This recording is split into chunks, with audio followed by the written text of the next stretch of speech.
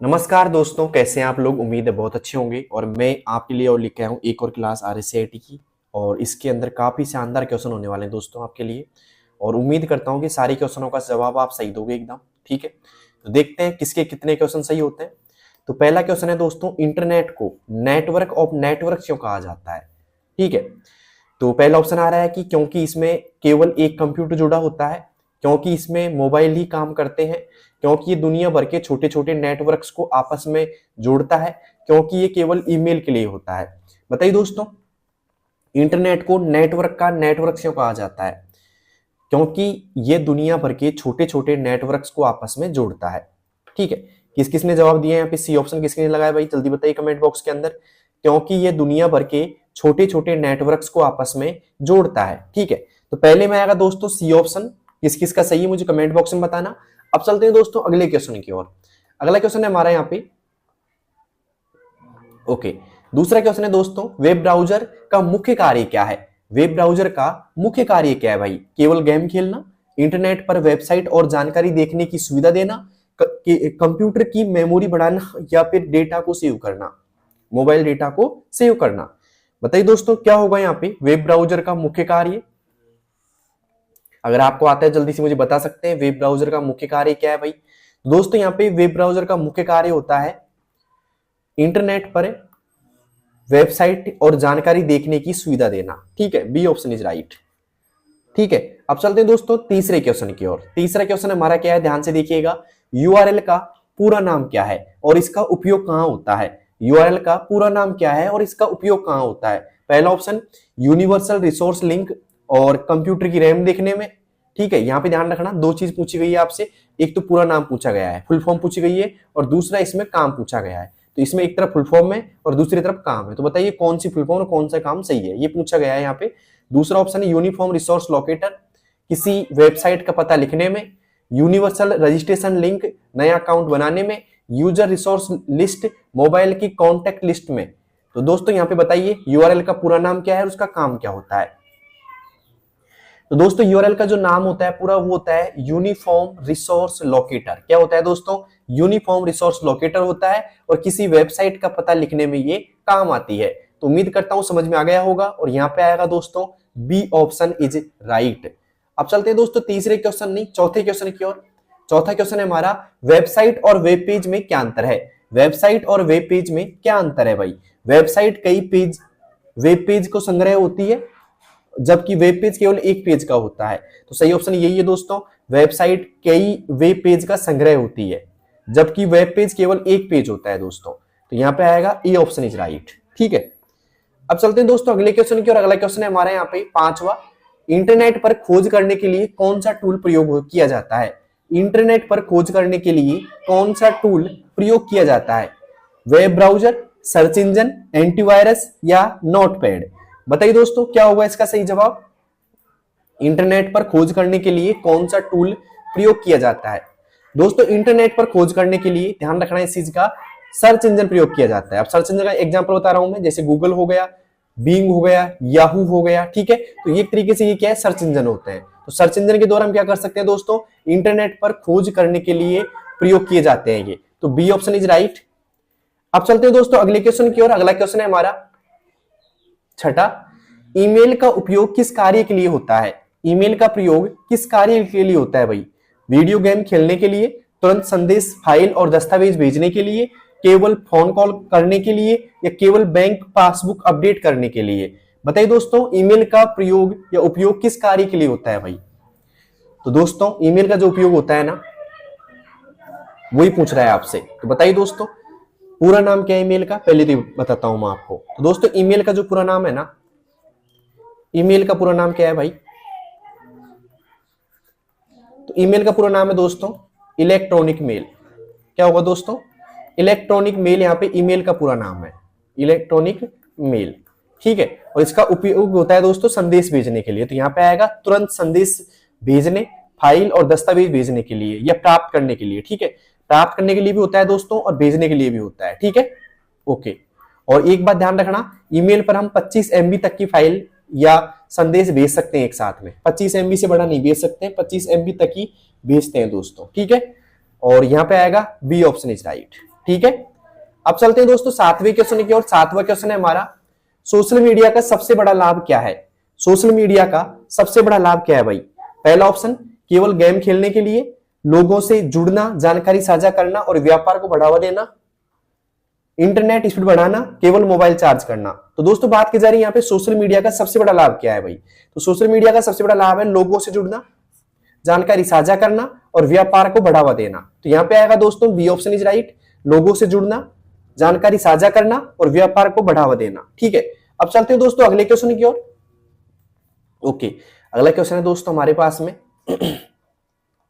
8वां, online form भरते समय सबसे जरूरी सावधानी क्या है? ऑनलाइन फॉर्म भरते समय सबसे जरूरी सावधानी क्या है भाई? पहला ऑप्शन, जानकारी कहीं भी कॉपी पेस्ट कर देना, केवल नाम लिखना, सही और सुरक्षित वेबसाइट पर जाकर व्यक्तिगत जानकारी भरना या पासवर्ड को सार्वजनिक करना। दोस्तों यहाँ पे आएगा ऑनलाइन फॉर्म भरते समय आपको ध्यान रखना चाहिए सही और सुरक्षित वेबसाइट पर जाकर व्यक्तिगत जानकारी भरना। तो यहाँ पे आएगा दोस्तों सी ऑप्शन इज राइट। ठीक है, अब चलते हैं दोस्तों अगले क्वेश्चन की ओर। अगला क्वेश्चन है हमारा 9वां यहाँ पे, डिजिटल भुगतान का सबसे बड़ा लाभ क्या है? डिजिटल भुगतान का सबसे बड़ा लाभ क्या है? पहला ऑप्शन, इसमें पैसा कहीं नहीं कटता। दूसरा ऑप्शन, यहाँ पे नगद रखने की जरूरत नहीं और तुरंत ऑनलाइन लेन देन किया जा सकता है। या फिर सी ऑप्शन, यहाँ पे ये केवल बड़े व्यापारी के लिए है। और डी ऑप्शन, इसमें केवल डॉलर का उपयोग होता है। बताइए दोस्तों क्या होगा इसका सही जवाब? अगर आपको आता है तो जल्दी से मुझे दे सकते हैं जवाब इसका। डिजिटल भुगतान का सबसे बड़ा लाभ क्या है? दोस्तों डिजिटल भुगतान का जो सबसे बड़ा लाभ है ना वो है नगद रखने की जरूरत नहीं है, तुरंत ऑनलाइन लेन देन किया जा सकता है। यहाँ पे आएगा बी ऑप्शन इज राइट। ठीक है, अब चलते हैं दोस्तों आज के 10वें क्वेश्चन की ओर। यूपीआई, अब यूपीआई का पूरा नाम क्या है दोस्तों? Unified payment interface. क्या है दोस्तों? यूनिफाइड पेमेंट इंटरफेस का उपयोग किस प्रकार होता है? बताइए दोस्तों। अब यहाँ पे कई बार क्या होता है, यूपीआई का पूरा नाम पूछा जा सकता है। You for unified, P for payment और आई फॉर इंटरफेस। यह केवल चेक से भुगतान करने में, मोबाइल नंबर या क्यूआर कोड द्वारा तुरंत बैंक खाते से भुगतान करने में, केवल इंटरनेट कैफे से पेमेंट करने में, या इसमें बैंक की आवश्यकता नहीं होती है? दोस्तों इसका सही जवाब होगा मोबाइल नंबर या क्यूआर कोड द्वारा तुरंत बैंक खाते से भुगतान करने में। तो यहां पे आएगा बी ऑप्शन इज राइट। तो उम्मीद करता हूं आपको ये भी समझ में आ गया होगा भाई। अब चलते हैं दोस्तों आज के 11वें क्वेश्चन की ओर। 11वां दोस्तों, आईएमपीएस, नेफ्ट और आरटीजीएस किससे संबंधित है? बताइए दोस्तों किससे संबंधित है? सोशल मीडिया प्लेटफॉर्म से, ऑनलाइन बैंकिंग ट्रांजैक्शंस मेथड से, कंप्यूटर प्रोग्रामिंग लैंग्वेज से, एंटीवायरस प्रोग्राम से। बताइए दोस्तों किससे संबंधित है ये? अगर आपको आता है तो जल्दी से आप आंसर दे सकते हैं इनका। दोस्तों ये संबंधित है ऑनलाइन बैंकिंग ट्रांजैक्शंस मेथड से। तो यहां पे आएगा बी ऑप्शन इज राइट। अब चलते हैं दोस्तों 12वें क्वेश्चन की ओर। 12वां क्वेश्चन है हमारा, डिजिटल वॉलेट यानी कि पेटीएम, फोन पे, गूगल पे का मुख्य कार्य क्या है भाई? केवल एसएमएस भेजना, मोबाइल में पैसे स्टोर करना और ऑनलाइन पेमेंट करना।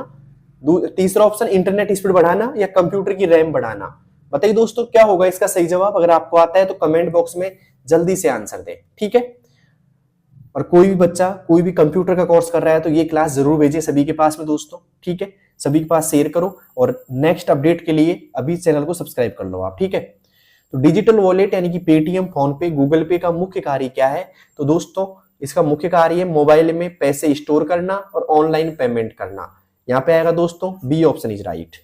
अब चलते हैं दोस्तों 13वें क्वेश्चन की ओर। 13वां क्वेश्चन है, ऑनलाइन भुगतान करते समय ओटीपी का उपयोग क्यों किया जाता है? ऑनलाइन भुगतान करते समय ओटीपी का उपयोग क्यों किया जाता है? पहला ऑप्शन, केवल एसएमएस भेजने के लिए। दूसरा ऑप्शन, ग्राहक की पहचान सत्यापित यानी कि वेरीफाई करने और सुरक्षा सुनिश्चित करने के लिए। तीसरा ऑप्शन, मोबाइल चार्ज करने के लिए या कंप्यूटर चालू करने के लिए। दोस्तों यहाँ पे आएगा ऑनलाइन भुगतान करते समय अगर आप ओटीपी का उपयोग करते हैं तो वो आएगा दोस्तों ग्राहक की पहचान सत्यापित यानी कि वेरीफाई करने और सुरक्षा सुनिश्चित करने के लिए। तो यहाँ पे आएगा दोस्तों बी ऑप्शन इज राइट। ठीक है, अब चलते हैं दोस्तों अगले क्वेश्चन की ओर। अगला क्वेश्चन है हमारा यहाँ पे, साइबर सिक्योरिटी का अर्थ क्या है? साइबर सिक्योरिटी का अर्थ क्या है? पहला ऑप्शन, इंटरनेट पर वीडियो डाउनलोड करना, इंटरनेट पर काम करते समय अपनी जानकारी और डेटा को सुरक्षित रखना, केवल मोबाइल लॉक करना, केवल वाईफाई का पासवर्ड बदलना। बताइए दोस्तों क्या होगा इसका सही जवाब? अगर आपको आता है तो आप कमेंट बॉक्स में जल्दी से इसका आंसर दे सकते हैं। तो दोस्तों साइबर सिक्योरिटी का अर्थ होता है इंटरनेट पर काम करते समय अपनी पहचान, जानकारी, डेटा सुरक्षित रखना। B option is right. ठीक है, अब चलते हैं दोस्तों अगले क्वेश्चन की ओर। अगला क्वेश्चन है हमारा 15वां यहाँ पे, फिशिंग अटैक किसे कहते हैं? फिशिंग अटैक किसे कहते हैं? ए ऑप्शन, जब कोई व्यक्ति नकली ईमेल या वेबसाइट बनाकर पासवर्ड और बैंक का विवरण चुरा लेता है, जब कंप्यूटर तेज चलता है, जब मोबाइल का डेटा बढ़ जाता है, जब इंटरनेट बंद हो जाता है। तो दोस्तों यहाँ पे फिशिंग अटैक का मतलब होता है जब कोई व्यक्ति नकली ईमेल या वेबसाइट बनाकर पासवर्ड और बैंक विवरण चुरा लेता है। यहाँ पे आएगा दोस्तों ए ऑप्शन इज राइट। ठीक है, अब चलते हैं दोस्तों 16वें क्वेश्चन की ओर। 16वां क्वेश्चन है, इंटरनेट बैंकिंग के जरिए क्या क्या किया जा सकता है? इंटरनेट बैंकिंग के जरिए क्या क्या किया जा सकता है?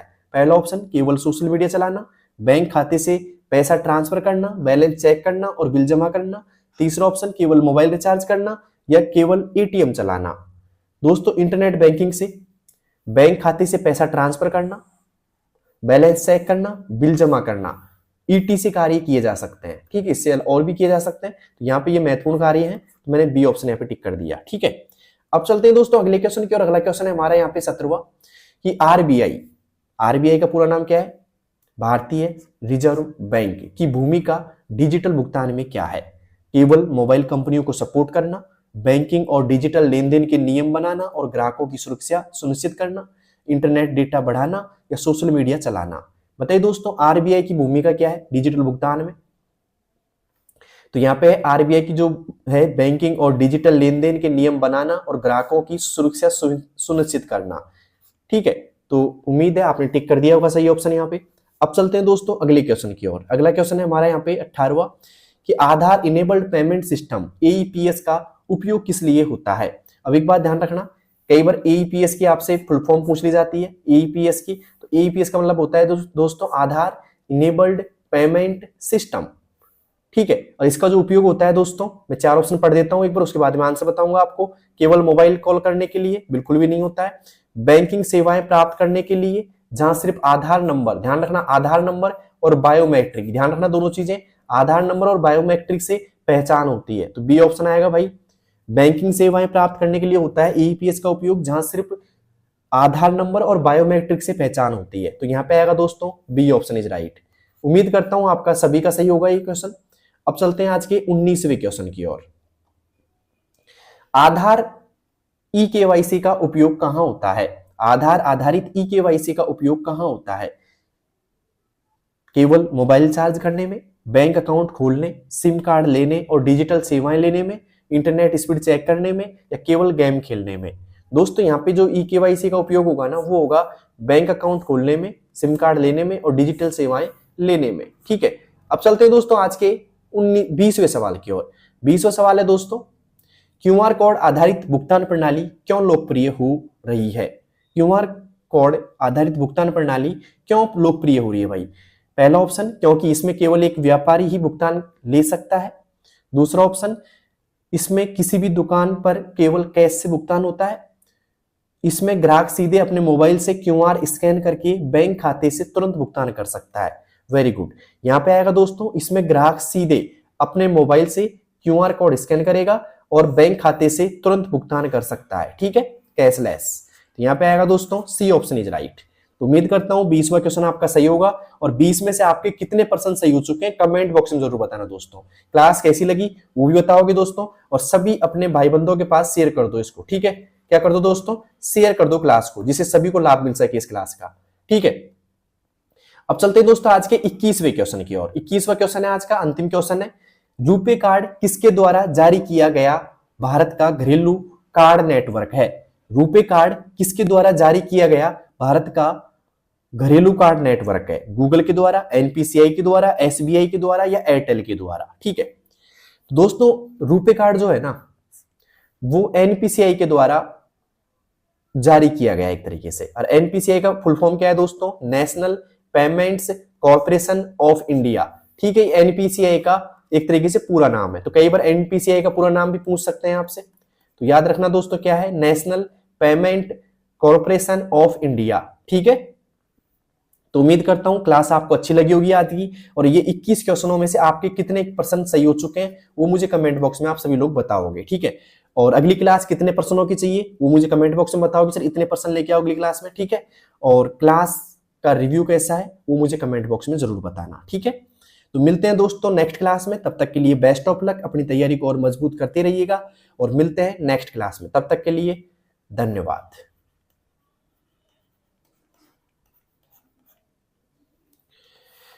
ओके, क्लास कैसी लगी भाई जल्दी से बताना, शेयर भी कर देना, ठीक है। मैं चलता हूं अब।